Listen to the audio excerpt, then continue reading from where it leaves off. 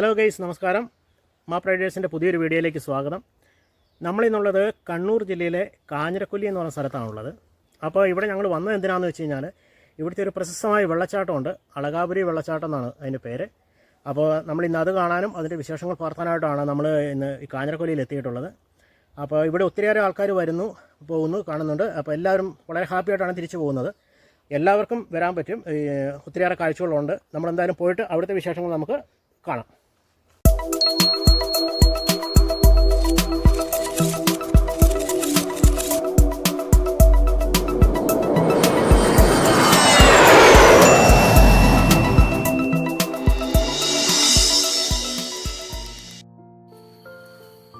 നമ്മൾ ആദ്യം ഇവിടെ എത്തിച്ചേരുമ്പോൾ കാണുന്ന കാഴ്ച വനം വകുപ്പിൻ്റെ ഒരു കൗണ്ടറാണ് ഇവിടെ കാണുന്നത്. ഇവിടെ ഒരു നിശ്ചിത ഫീസ് കൊടുത്താൽ മാത്രമേ നമുക്ക് അകത്തേക്ക് എൻട്രി ചെയ്യാൻ പറ്റുള്ളൂ. അഡൽട്ട് ആയിട്ടുള്ള ആൾക്കാർക്ക് 50 രൂപയും ചിൽഡ്രൻസിന് 20 രൂപയുമാണ് ഇവിടുത്തെ നിരക്ക്. സുന്ദരമായിട്ടുള്ള ദൃശ്യങ്ങളാണ് നമ്മളിപ്പം കണ്ടുകൊണ്ടിരിക്കുന്നത്. വലിയൊരു താഴ്വാരം നമുക്ക് കാണാൻ സാധിക്കും.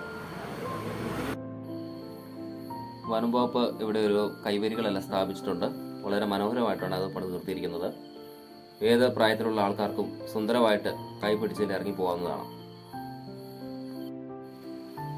കരിങ്കല്ല് കൊണ്ട് തീർത്തിരിക്കുന്ന പടവുകളാണ്.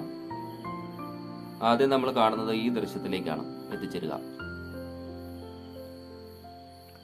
ഒരുപാട് ഉയരത്തിൽ നിന്നാണ് ആ വെള്ളം ശരിക്കും താഴോട്ട് വീഴുന്നത്.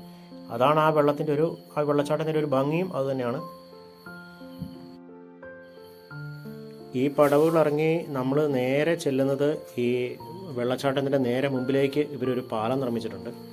അത്യാവശ്യം അവിടെ നിന്ന് നമുക്ക് ഈ വ്യൂ ആസ്വദിക്കാൻ വേണ്ടിയിട്ടാണ് അവർ ഈ പാലം നിർമ്മിച്ച് വെച്ചിരിക്കുന്നത്. ആ പാലത്തിൻ്റെ നിർമ്മിതി തന്നെ ശരിക്കും അതിൻ്റെ സെൻട്രൽ നിന്ന് തന്നെ നേരെ മുമ്പിൽ നിന്ന് തന്നെ നമുക്ക് ആ വെള്ളച്ചാട്ടം ആസ്വദിക്കാൻ പറ്റും. ഇപ്പം ശരിക്കും അവിടെ വെള്ളം കുറവാണ്. കാരണം നമ്മൾ വന്ന ടൈം ഇച്ചിരി ലേറ്റായിപ്പോയി. ശരിക്കും പറഞ്ഞാൽ ഒരു നല്ല മഴയുള്ള സമയത്ത് ഒരു ഓഗസ്റ്റ് സെപ്റ്റംബർ ആ ടൈമിലൊക്കെ വരുവാണെങ്കിലും നല്ല വെള്ളമാണ് ഇവിടെ.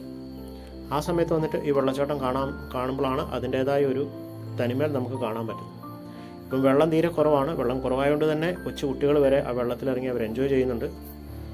അവരെ സംബന്ധിച്ചിടത്തോളം അവർ വളരെ ഹാപ്പിയാണ്. എല്ലാവരും അടിച്ചു പൊളിക്കുന്നു. ഈ വീഡിയോ നമുക്ക് കാണാൻ സാധിക്കും ആ വെള്ളം എത്രത്തോളം ഹൈറ്റിൽ നിന്നാണ് വരുന്നതെന്നുള്ളത്. അതുപോലെ തന്നെ നമ്മൾ നിൽക്കുന്ന അവിടുന്ന് തന്നെ ഒരുപാട് താഴ്ചയിലേക്കും ആ വെള്ളം പോകുന്നുണ്ട്. നമ്മൾ ശരിക്കും ഒരു സെൻട്രൽ ഭാഗത്താണ് നിൽക്കുന്നത്. അതിനകത്ത് ഈ കല്ലിൻ്റെ മനോഹാരിത എടുത്ത് പറയേണ്ടതാണ്.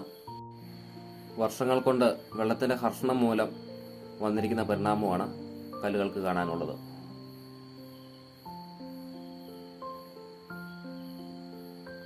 നല്ല പതഞ്ഞൊഴുകുന്ന വെള്ളമാണ് കണ്ടുകൊണ്ടിരിക്കുന്നത്.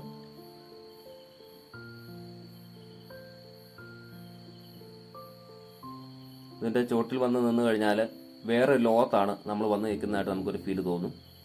അത്ര സുന്ദരമായിട്ടുള്ളൊരു കാഴ്ചകളാണ് നമുക്ക് സമ്മാനിക്കുന്നത്. അതുപോലെ വെള്ളത്തിൻ്റെ ഒരു തണുപ്പ് അത് നമുക്ക് പറയാതിരിക്കാൻ പറ്റില്ല. അത്രയ്ക്ക് തണുപ്പാണ് ആ വെള്ളത്തിന്. അതുപോലെ ആ വെള്ളത്തിൻ്റെ അവിടെ നിന്ന് നമ്മൾ നേരത്തെ കഴിക്കുന്ന കാറ്റിന് പോലും നല്ല ഒരു തണുപ്പുണ്ട്. ഇപ്പോൾ തന്നെ നല്ല സുന്ദരമായിട്ടുള്ള കാഴ്ചകളാണ് കാണുന്നത്. അപ്പം നല്ല മഴയുള്ള സമയത്തൊക്കെ വന്നു കഴിഞ്ഞാൽ ഒരു വേറെ ഫീല് തന്നെയായിരിക്കും.